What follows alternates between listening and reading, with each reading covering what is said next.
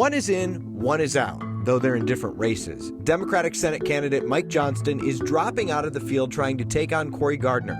He says he would have had to go negative to move forward. We wondered why. Steve House, the man who once ran Colorado's Republican Party, wants to oust Congressman Jason Crow in the 6th District. He sat down with us before the announcement. You know the viral video of trash outside Mile High after the Rocky Mountain Showdown? The company that cleaned it up says it doesn't look much different than it does on Broncos game days, which is just sad. And a few thoughts about the cost of public information from a guy who pulls records for a living. Next. A Washington County deputy is off the job after he was accused of sexually assaulting a teen. He was facing some hefty felony charges, but then this case morphed in his favor, in part because of a Colorado law. Some of you started asking questions about what's going on here. Our Anusha Roy can explain. There's a 21-page arrest affidavit that centers around Akron, chronicling how a teenager said she had a sexual relationship with former Deputy John Hart starting in 2016. She said she saw him multiple times, had sex in his patrol car, and that he knew she was younger than 18.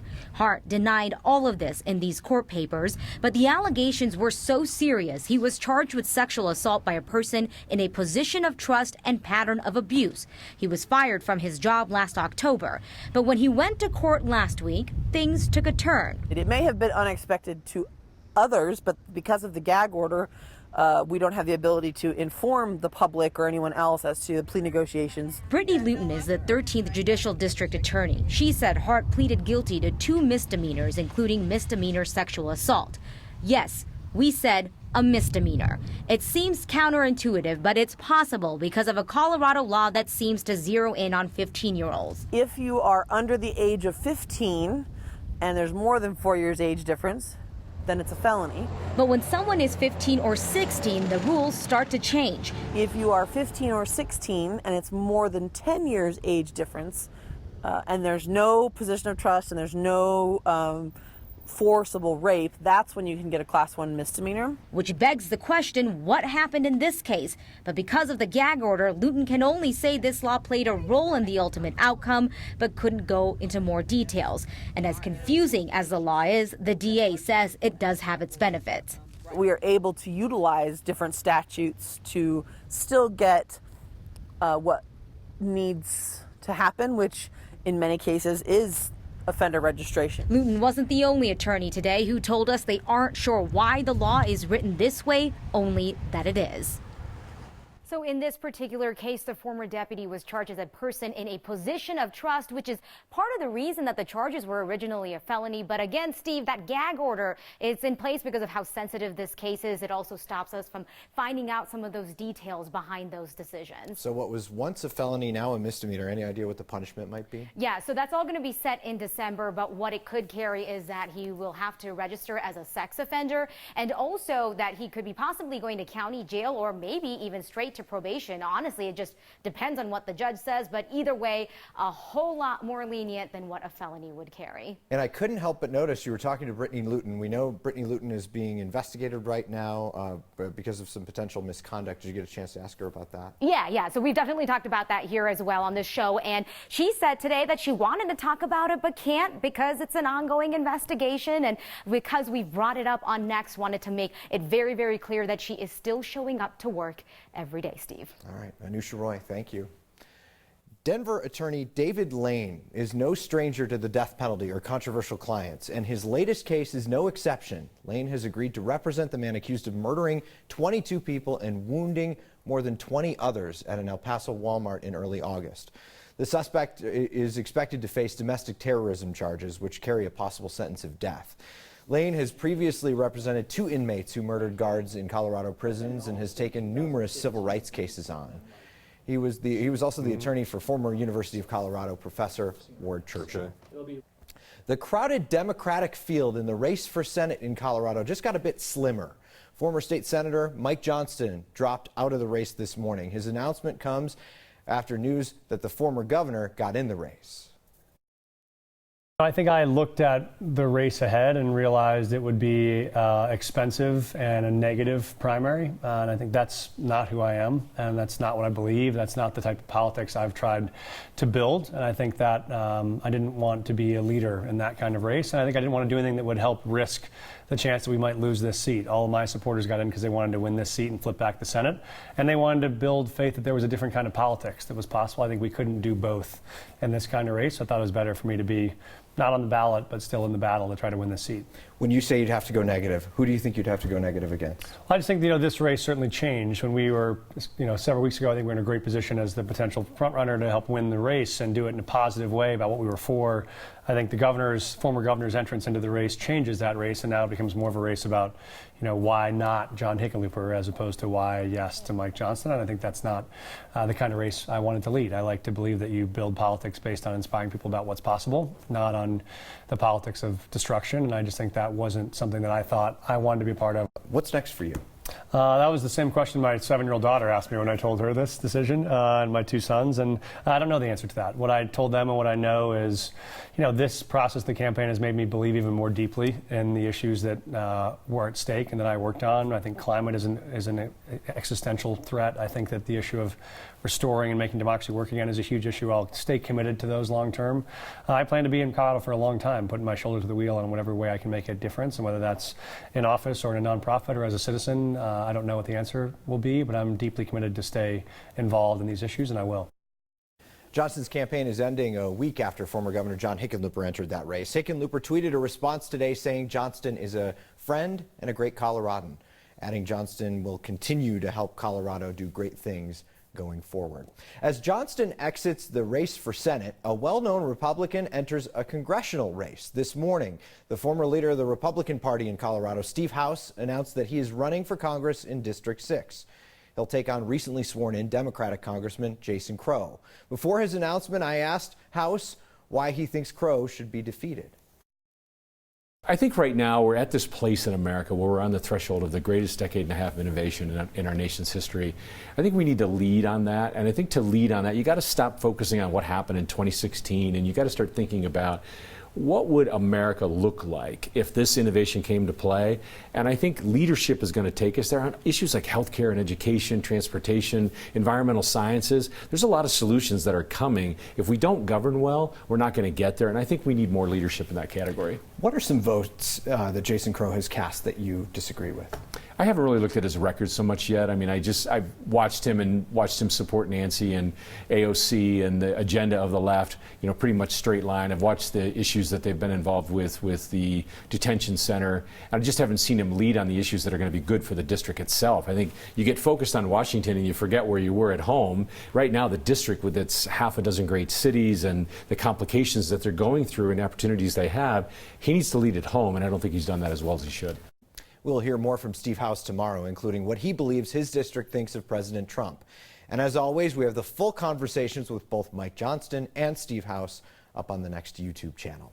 So here's a prime example of this is not how you Colorado, folks. You may have seen this video over the weekend of the mess that was left outside of Mile High Stadium after the showdown between CU and CSU. It's going viral online. Josh Archuleta saw this mess while the game was still underway. Now, the stadium's management company says Aramark, its concessionaire, did a great job clearing all that stuff out overnight after that game ended. They added that this wasn't that much more trash than what they see on a typical Broncos game day. But showing a little more courtesy does go a long way, because that is not how you Colorado. Well, there's a problem with government transparency in Colorado, and you are paying for it twice. Jeremy Hohola from our 9 Wants to Know team isn't charging us a thing for his take on how there's now a much higher price for transparency. The law called the Colorado Open Records Act is supposed to make sure the government gives you public documents generated at your expense. But changes to the law have given city and state agencies the option to charge you an hourly rate to pay government employees to get your records. To be exact, an agency can legally charge you $33.58 an hour.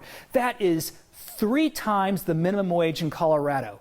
Since this charge option became law, It's actually become a standard tool for governments to keep things secret. We've seen agencies charge huge amounts of staff hours to discourage citizens and journalists from getting public records, especially when those records are embarrassing. This past week, I was asked to pay nearly $700 for records about affordable housing. Imagine that. Records about affordable housing aren't affordable. When I asked Denver Housing for an hourly breakdown of that cost, we got this magical response. After further review, we have determined that the updated approximate cost is $235. Earlier this year, we received a quote of $10,800 for records from STEM school so we could have a better understanding of what may have led up to the shooting. A lot of people who want to keep tabs on the government are not wealthy, and the government knows that. Maybe we should call the transparency law the Colorado Only the Rich Act, because now that's what you've got to be to get access to public records. So you get charged for records you already pay for, but you can get a hold of someone's artwork for free. I love the concept, the idea of getting art out there and having it be accessible for everyone. At least for today, because it's World Art Drop Day, and Denver does it big. We reached 100 degrees in Denver yesterday. This big guy clocked the record. The National Weather Service makes us smarter. Next.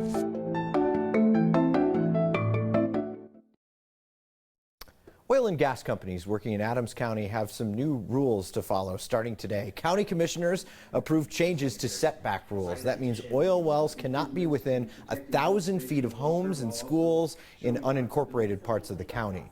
Adams County is the first local government to tackle regulating oil and gas since Senate Bill 181 passed in April. The law lets local governments make their own rules to protect public health, safety, and the environment. Adams County's new setback rules are now double the state standard. We're trying to push them a little further out of the neighborhoods, but not out of our entire county. And that's what we're trying to do, is show that we can have oil and gas development in Adams County, but it doesn't necessarily need to be smack dab in the middle of neighborhoods without regulation.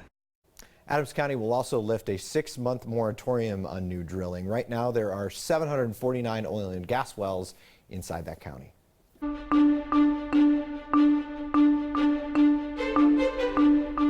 This is a little more like it, right? 15 to 20 degrees cooler than our all-time record high of 100 degrees in September yesterday. 83, right about exactly where we should be for this time of year. Sometimes it's okay to be average. We're tracking a few little thunder showers coming off of the foothills, not holding together terribly well.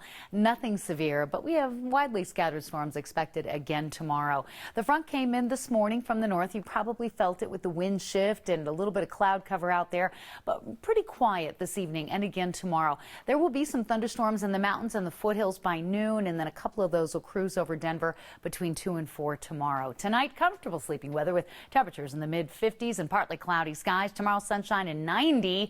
An afternoon thunderstorm is a good bet, but a better chance of rain from storms for Friday and Saturday. Your next weekend temperatures looking real good in the low to mid-80s. That's a little more like it for September. And Steve, I love this shot from Justin Dearson. Beautiful color in the skies over Colorado over the last couple of days. It is absolutely gorgeous, Kathy. Thank you. Okay. 83 sure feels a lot nicer than 100 degrees, right? A 17-degree difference in Denver within 24 hours. The National Weather Service uses a special system out at DIA to record the temps we hit in the Mile High City. We couldn't even begin to explain to you how this thing works, so Lori Lizarraga went out and found someone who could. The freezing rain sensor at Akron. This is Mike Gonzalez. He works at the National Weather Service. I get to do all of the in-depth, intricate troubleshooting, maintaining, calibrating for the WSR 88D that we have, KFTG. Don't worry, I don't know what any of that means either. In layman's, it's radar and weather sensors plus a little bit of computer work. Mike is an electronic technician in Boulder, and his work revolves around ASOS. It stands for Automated Surface Observation System. It looks like the North Pole, but it's actually the largest, most modern complement of weather sensors in the country. It's a bunch of sensors that do individual things that work together to paint us a picture of, an accurate picture of what the environment actually is at the time. All the sensors work non-stop, updating observations every minute, 24 hours a day, every day of the year. Oh, I've got the temperature, I've got the dew point, I've got the wind speed, I've got, the visibility. With ASOS, temperatures like yesterday that break records are never missed. But you might miss the ASOS network if you're not looking. The people that see them the most are actually people looking out their window when they're taking off or landing. You may or may not see it, but again, you'd have to know what you're looking at. For Next, I'm Lori Lizarraga. Yeah. A countrywide scavenger hunt has people wandering around Denver today. It's kind of a cool thing that connects artists with just strangers and art fans around Denver. You still have time to find some free art. When it hits 100 degrees, people aren't the only ones wanting to cool down. A herd of elk had their own pool party. Next.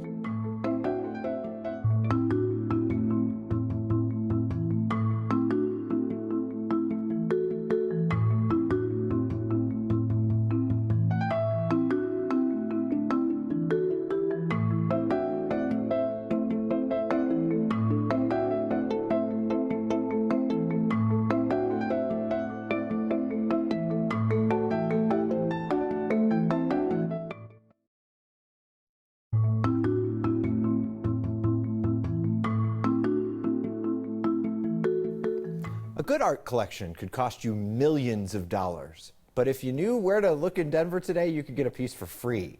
Today was World Art Drop Day, a movement that connects strangers through free art dropped off in random spots around cities across the world. We met up with a couple of local artists this afternoon in the 40 West district on Colfax. So today I am out in the 40 West Arts District. And right now I'm at Next Gallery getting ready to do the Denver Art Drop Day. All right. So it's a chance for artists to go around town and drop pieces of work that are free for anyone to find. It's kind of a cool thing that connects artists with just strangers and art fans around Denver. To me, it's kind of an honor and a privilege that people would be interested in picking up the work. So I'm proud and happy to do it. So this is my first drop for World Art Drop Day. We're gonna do Denver Art Drop Day. We're gonna start in 40 West. All right. So now I'm posting it to social media. The clue is the photo of where it is, and then hopefully people can come find it from there. You want somebody that can appreciate art, that necessarily doesn't, collect, or they can't afford art, to go out and just find a cool piece that really catches or calls their attention. I love the concept, the idea of getting art out there and having it be accessible for everyone, and to just kind of share my ideas and art with the public. Just make cool stuff to look at, stuff to put on their walls, people to enjoy. I think that's the main point. Hurry up, go get all that stuff. People hunting for art did not waste any time today. One of the artists we followed today had some of her art found before she even finished dropping all of her other stuff off. Others who have found art have been sharing their finds on the Art Drop Denver Facebook page. Eileen Riley found a piece done by Aaron Amos off of South Broadway. Angela Cooper found art done by Lori Keener, searching near the Lancaster Manor apartments in Congress Park. So get out there. You'll find something. I promise you will. Well, Mother Nature is throwing some pretty popular pool parties. First for trash pandas, now for elk. That story's next.